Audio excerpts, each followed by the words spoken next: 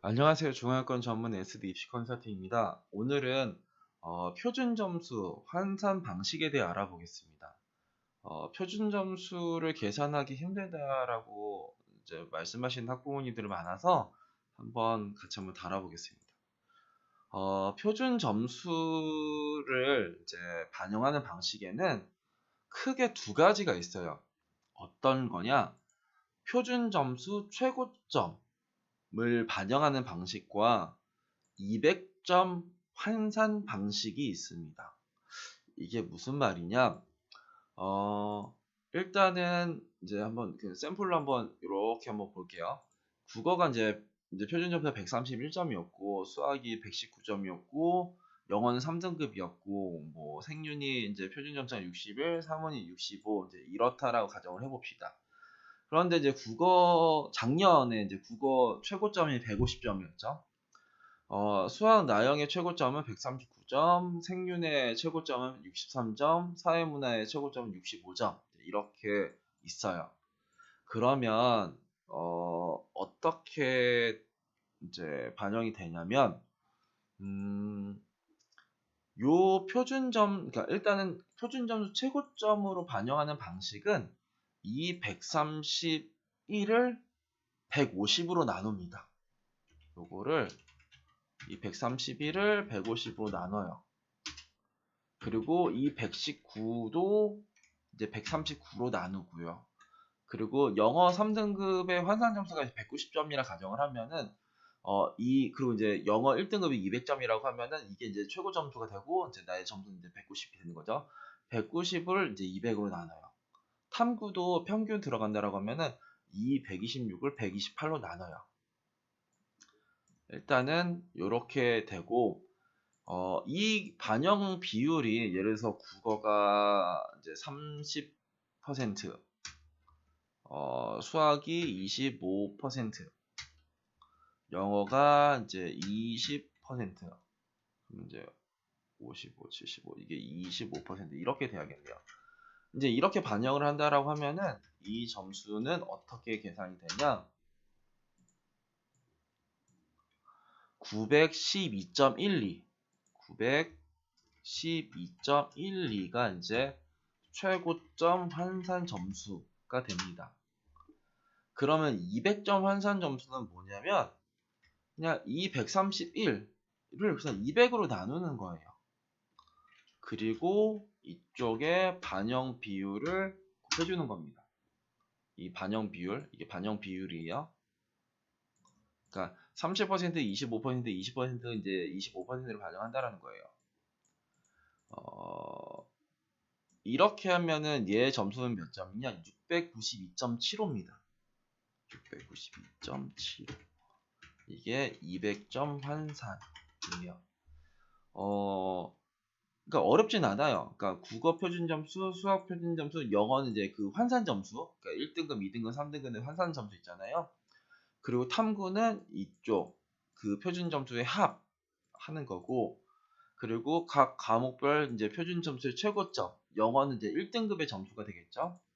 탐구는 이제 이 두 개의 합을 해서 요 점수를 최고점으로 나눈다,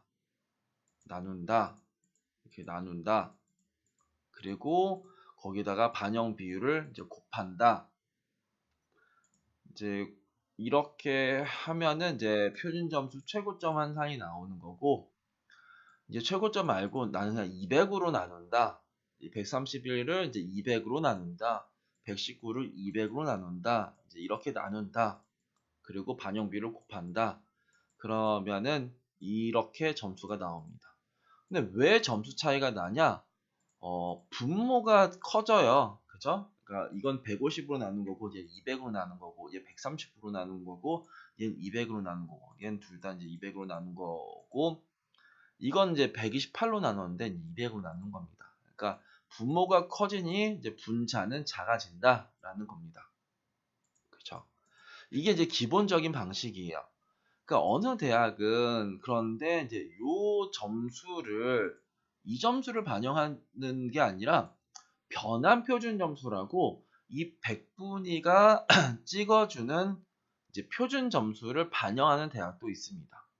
그러면 이제 60일이 아니라 이제 87이 찍어주는 점수, 예를 들어서 그게 뭐 61.45면은 이 61.45가 들어가는 거고, 97이 찍어주는 점수가 예를 들어서 68이다라고 하면 68이 들어가는 겁니다.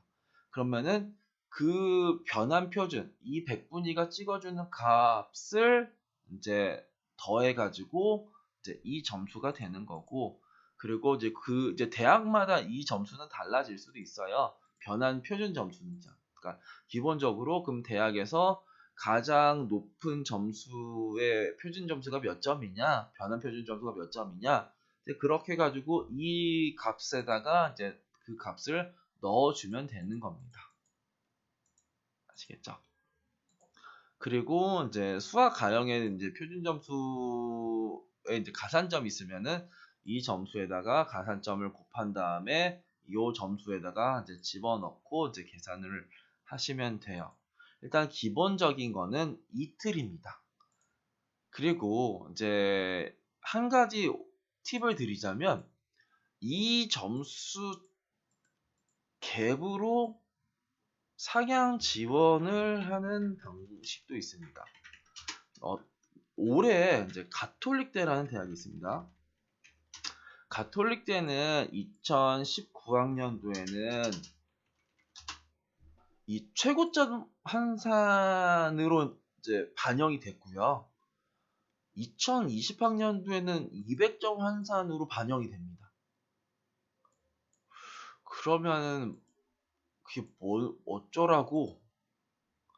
작년에는 이제 분모값이 작아서 이 점수대가 이제 이렇게 높게 나와 있어요. 900점 라인으로 나와 있습니다.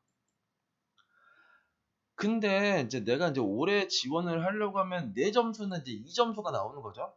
왜냐면 200점 환산으로 바뀌었으니까.